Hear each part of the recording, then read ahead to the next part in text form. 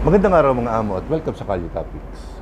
Sa video na to ay magkokomento tayo patungkol po dito sa, bagong-bago lang at medyo mainit-init pa ika nga, na pag-aproba o pagpasa ng impeachment case laban kay VP Sara at kumbaga ang bola ay nasa Senado na. So marami sa ating mga kababayan ang nagtatanong kung inapura ba itong impeachment case na to.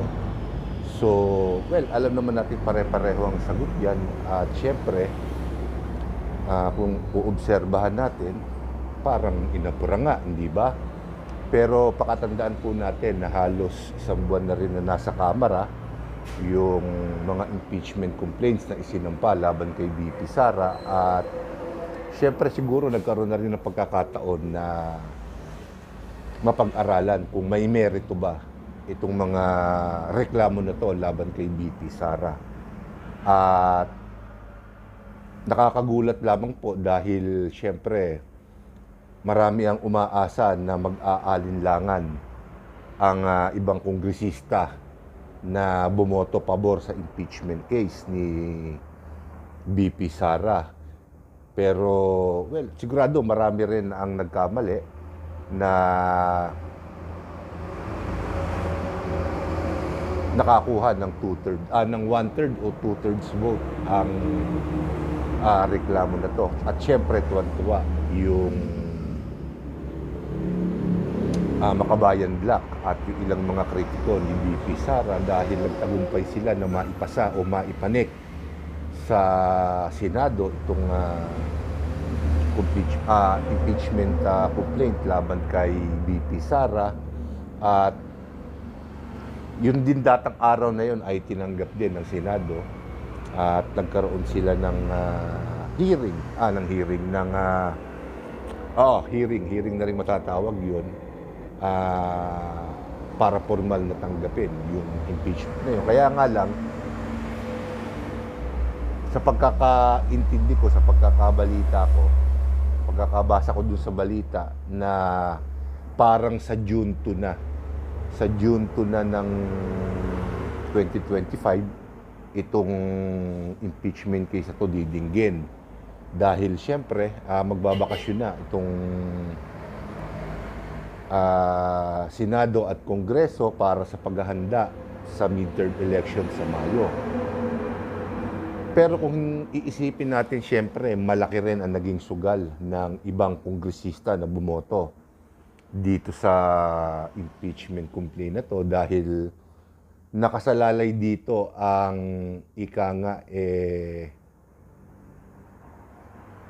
tsansa nila na manalo. Dahil siyempre alam naman natin na marami pa rin mga Duterte supporters na nagkalat sa buong Pilipinas at nangangamba rin siyempre sila na baka makaapekto ito lalong-lalo na dun sa mga re-electionista at doon sa mga matatapos na ang termino bilang congressman at sa gobyerno. So, magkakaroon sila ng konting disadvantage, ika nga. Malaking bilang din ang mawawala sa boto nila. Dahil syempre, bumoto sila pabor doon sa impeachment complaint na yun. Pero syempre, tayo naman, lalong-lalo na po ako, nais ko rin na matuloy yung impeachment unang-una para magkaroon ng pagkakataon na malaman talaga natin kung talagang may ginawang hindi maganda si VP Sara. At once and for all, magkaroon din ng pagkakataon si VP Sara na linisin ang kanyang pangalan. So, nung nakaraang araw ay nagpahayag si VP Sara na seryoso niya lang pinag-iisipan ang pagkandidato sa 2028 national election bilang Pangulo. At sa tingin ko, at tingin na rin siguro ng marami na ito ang isa sa mga naging dahilan kaya kumbaga parang sa opinion ng marami inapura itong impeachment complaint na to dahil syempre alam naman natin na napakalakas na kandidato ni VP Sara at ang katulad na senaryo na to, katulad ng kaso na to, itong impeachment complaint na to, ay ika nga makatutulong para madiskarel kung ano man ang pinaplano ni VP Sara sa 2028 national election. Pero again, may nakalimutan ng iba nating mga kongresista na dadaan pa ang midterm election. At sa nangyari ngayon, nasisiguro ko na mag-i-endorso na ng mga kandidato, mapa lokal man o national, si VP Sara magmula sa mayor, governor, congressman, hanggang sa senador ay magre-rekomenda na siya o mag-i-endorso na siya. Dahil syempre, kung pinag-iisipan, mataimtim na pinag-iisipan ni VP Sara na kumandidato sa 2028 national election, kailangan niya ang suporta ng mga lokal na opisyal, ng mga kongresista, at ng mga senador na maipapanalo niya. Ganyan ang kalakaran ng politika. Kailangan mo ng makinarya. At sa tingin ko, sa mga oras na to, kumikilos na si VP Sara. Yan ang hindi na-anticipate nung unang hindi na-anticipate nitong mga kongresista na nagsulong ng impeachment case laban kay VP Sara. Ikalawa, ipagpalagay na natin na sa kalagitnaan ng pagdinig ng kaso ng impeachment case ni VP Sara sa Senado, ay maramdaman niya na mukhang tagilid na siya at mai-impeach siya. Kasi alam nyo, nakapakinig tayo, nakapanood tayo ng isang kapwa natin vlogger, isang abogado, na kapag ka ikaw pala ay na-convict o nahatulan sa isang impeachable offense, kagaya ng kinakaharap ni VP Sara, ay mawawalan ka ng karapatan na kumandidato o humawak ng anumang posisyon sa gobyerno. Dahil siyempre, kumbaga, nabatikan ka na. Parang ganon ang pagkakaintindi ko dun sa batas dyan sa impeachment na yan. So, kung mararamdaman ni VP Sara na medyo tagilid siya, ang isang magiging solusyon niya dyan ay pwede na siya magbitiw ng kusa.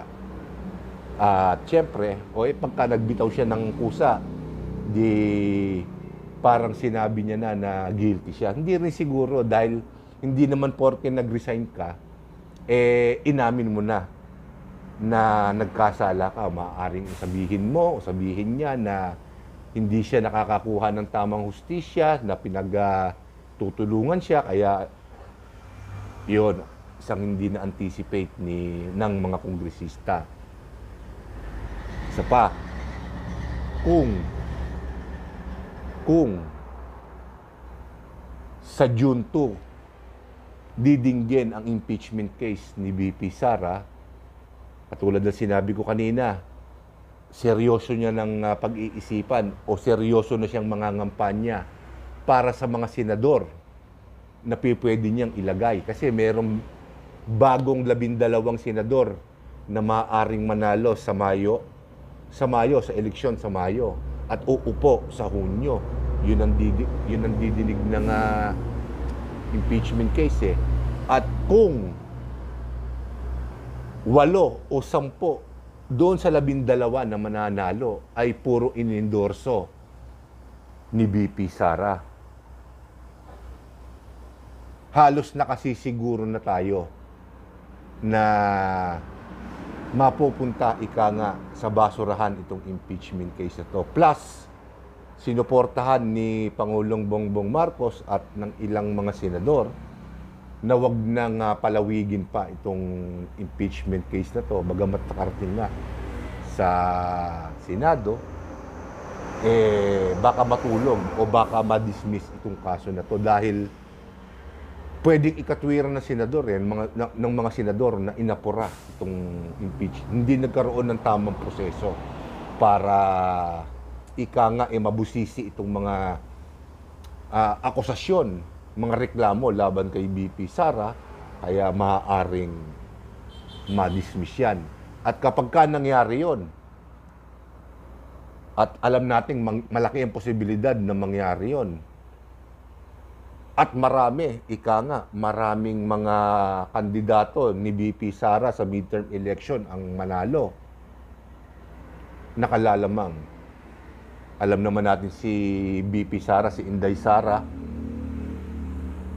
pag gumanti yan, ewan natin, di ba? Ayaw natin magsalita ng patapos, pero nakikita ko sa mga galawan niya, sa pag-uugali niya na hindi siya madaling makalimot. At lalo na kung mananalo siya sa national election sa 2028. Paano na? So, yan ang mga senaryo na pwedeng mangyari dito sa pagsampa ng impeachment complaint ni BP Sara sa Senado. Pero magkaganon man, yung mga senador na maiiwan, yung 12 na kababagong upo lang, yung nung 2022 national election, nakaupo pa rin yun. Halos malaking bilang din doon ang pabor kay BP Sara. Aminin man nila at hindi.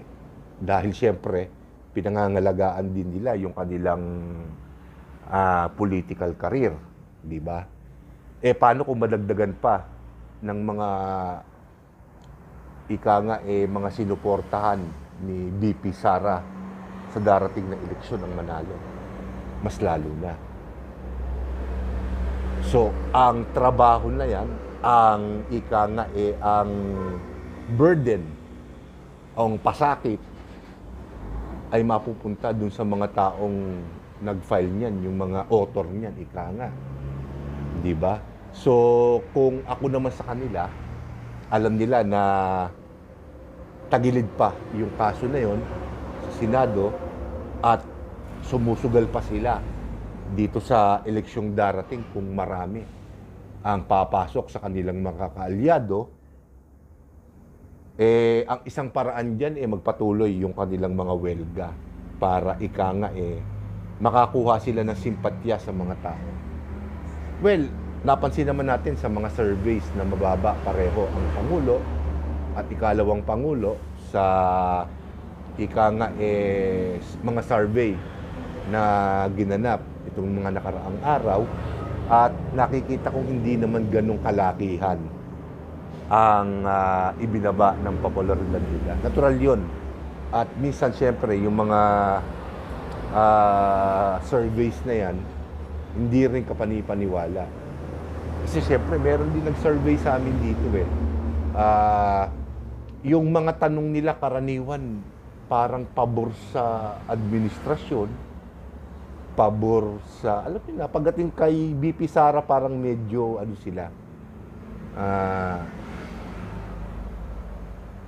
hindi sila suportado, hindi sila patas, hindi sila impartial, So, hindi sila, tama ba yun, impartial? But hindi sila patas doon sa kanilang ginagawang survey, kaya syempre, bumababa yan. Pero magkaganon man, survey lang yan.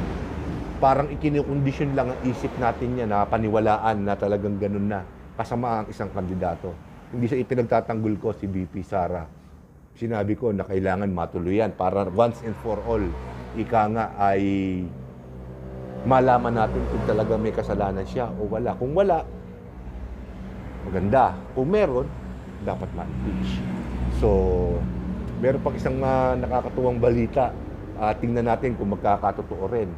Ayon kay dating Secretary Panelo, ang legal advisor ni dating Pangulong Rodrigo Duterte, ay bukod sa kanya, pagkakadinig ko, parang hazy yung pagkakadinig ko, bukod sa legal team na bubuuin ni BP Sara, ay makakabilang ang tatay ni BP Sara, si dating Pangulong Rodrigo Duterte, at mapapabilang siya sa isa sa mga legal team ni VP Sara. So medyo magiging makulay, ika nga, itong gagawing pagdinig ng Senado sa impeachment case ni VP Sara. At sa kasaysayan yata ng Pilipinas, ngayon pa lang tayo makakapanood ng impeachment ng isang vice presidente. Meron na tayong presidente, si Joseph Estrada. Ewan ko lang yung kay Gloria Macapagal-Arroyo kung maikukonsider nating successful impeachment case yun. Pati na rin siguro yung kay dating Pangulong Joseph Estrada. At syempre, dito sa pinakahuli, kay dating Chief Justice Renato Corona. So, ito yung unang beses na magkakaroon tayo ng impeachment case laban sa isang vice presidente. At ang makakadagdag kulay pa lalo dito sa gagawing pagdinig na to, ay makikita natin na magpa-practice ng pagka-arbogasya si dating Pangulong Rodrigo Duterte. At malamang siyempre na tumayo siya sa isang podium o sa isang lectern at magtanong, mag-cross-examine sa mga tatawaging resource person, mga witness, ika nga. So magiging makulay itong impeachment case na to at syempre dagdag aliw. Ako personally, ang tingin ko lang dito, parang telenovela lang. Siguro tatakbo ito ng mga, kung aargabyado si VP Sara, malamang umabot ito ng mga 2 buwan. Pero kung aayon ang panahon kay VP Sara at marami siyang maiuupong mga kandidato, matagal na yung 1 buwan. Plus yung suporta pa ni Pangulong Bongbong Marcos. So dito ko muna tatapusin ang video na to at aabangan natin sa June 2, kung hindi ako nagkakamali, ang magiging pagdinig sa impeachment case laban kay VP Inday Sara. So maraming salamat po sa inyong lahat at magandang araw po sa inyo.